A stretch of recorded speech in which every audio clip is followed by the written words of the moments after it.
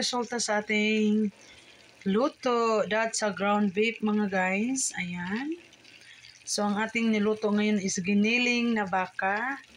Tapos, nilagyan ko siya ng anything dyan. Mayroong kamatis, ahos, lots of onions. Mayroon tayong atsal dito na kinat natin into small pieces. And meron tayong gulay.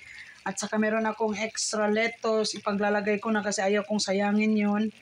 Kasi sayang talaga. At saka meron na yung spring onion, sibuyas, dahon. Ayan.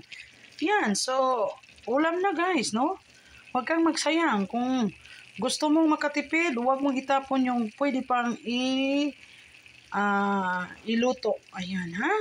Thank you very much, ha? Huwag kayong magtapon guys, ha? Huwag. Bawal magtapon. Sigurado, bawal. Huwag kayong magtapon ng pagkain. Ayan, ito na.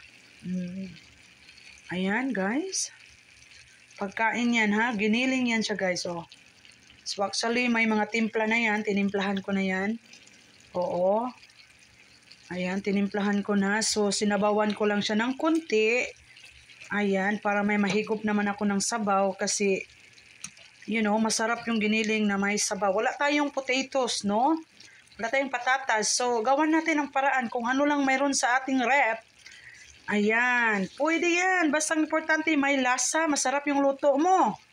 Yan ang importante, guys. So, kung wala dyan sa rep nyo, gawan nyo ng paraan. Like pichay, meron kayong kamatis, meron kayong kunting mga dahon-dahon. That's it.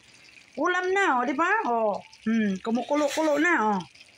Oh, ganun ang buhay. Gawan ng paraan.